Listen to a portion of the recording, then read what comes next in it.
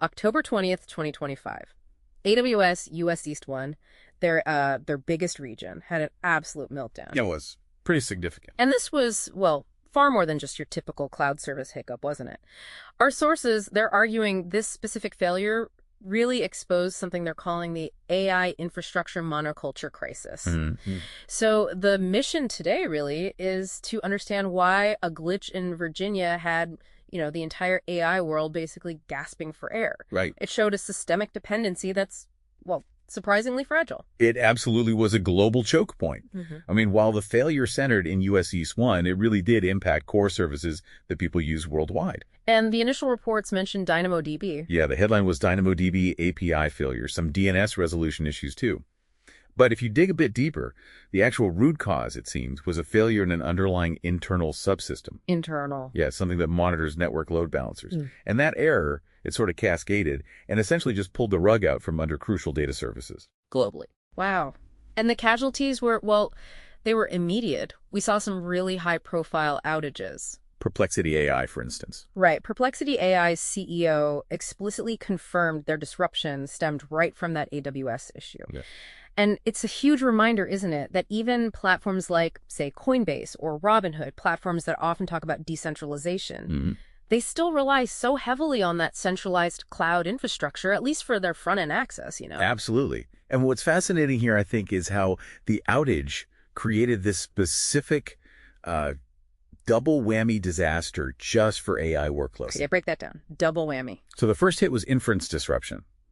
You have loads of real-time AI services using R now. Retrieval augmented generation, where the model pulls in outside info. Exactly. It needs to grab external knowledge in real time, like chat history or maybe specific documents. Because DynamoDB failed, the LLMs just couldn't retrieve that critical context. So even if the GPU, the brain, was running fine. Right. Even if the compute was humming along, the application was basically starved of info. It became, well, useless. Like having a perfectly functional brain, but like zero short-term memory access. Ouch. Precisely. And the second major hit was training interruption.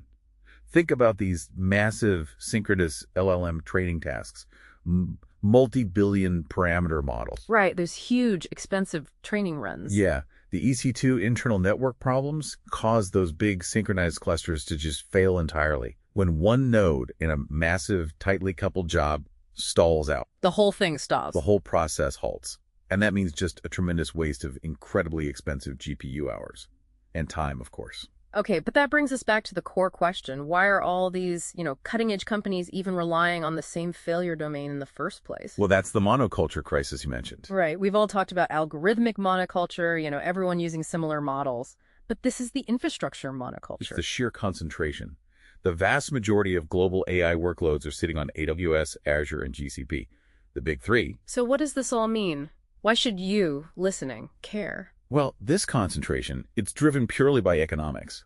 It's the GPU supercycle. Ah, the scramble for NVIDIA chips. Exactly. Only these hyperscalers really have the capital, the buying power to secure the limited supply of H100s, B200s, whatever the latest hot chip is. So if you want that peak performance to compete, you're kind of forced into vendor lock-in with the providers who actually manage to buy the hardware.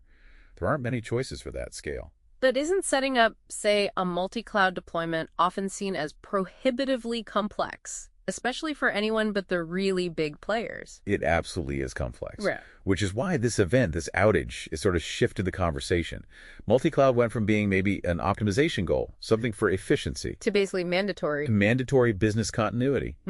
It's a requirement now. And yes, it introduces a complexity, especially around data. Moving petabytes isn't trivial. You need specialized tools for that, right? Yeah, you need systems like JuiceFS, for example. It's essentially a distributed file system designed to help maintain data consistency and coherency across different cloud platforms, handling that massive scale. So this crisis has really kicked the industry into high gear, forcing them to engineer specific solutions. Here's where it gets really interesting. Yeah, we're seeing alternatives emerge. Like specialized clouds, we're seeing companies like CoreWeave mention more. Right, CoreWeave is a good example. They built their infrastructure basically from the ground up, specifically aiming for bare metal GPU performance. It's designed just for AI workloads. Like building a racing engine instead of a general purpose SUV? Kind of, yeah. And Another angle is using AI itself to solve these problems, AI ops. Using AI to manage the infrastructure. Exactly. Using machine learning to analyze just the vast streams of logs and metrics, trying to predict when internal components like that load balancer subsystem. When they're about to fail. Yeah, catching it before it causes that cascading DNS disaster. Proactive, not reactive. But maybe the most critical fix, or at least the most immediate one, is at the application level itself. Graceful degradation. Oh, absolutely. This is key. Instead of the application just throwing up its hands and showing an error when, say, DynamoDB is inaccessible. It should do something useful. It should be designed to automatically fall back. Maybe it uses only cached data it already has, or relies solely on its pre-trained knowledge without the real-time RA context. So you get maybe a slightly less perfect answer? You get a potentially suboptimal answer, yes, but you avoid a complete service outage. The user still gets something. Basic continuity. So I think the core lesson here is really clear.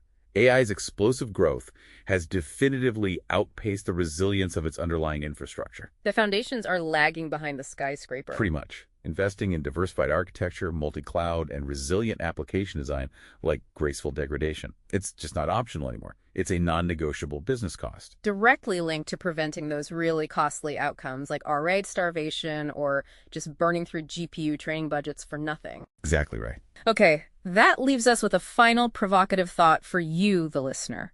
We know there are real performance challenges with decentralized compute networks, things like the straggler problem, where one slow node can really drag down a big synchronized training cluster.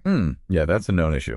So, given that relentless push for peak performance for the absolute cutting-edge models, will that need for speed always mean we remain at least partially locked into these centralized hyperscalers, even though we now fully understand the huge monoculture risk involved?